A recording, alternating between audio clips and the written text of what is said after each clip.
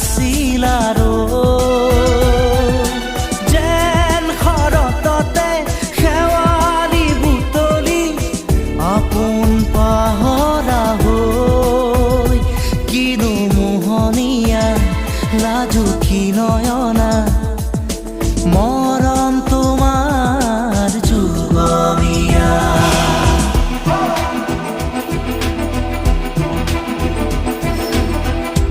অলকানন্দা ওঠৰ হাঁহি যেন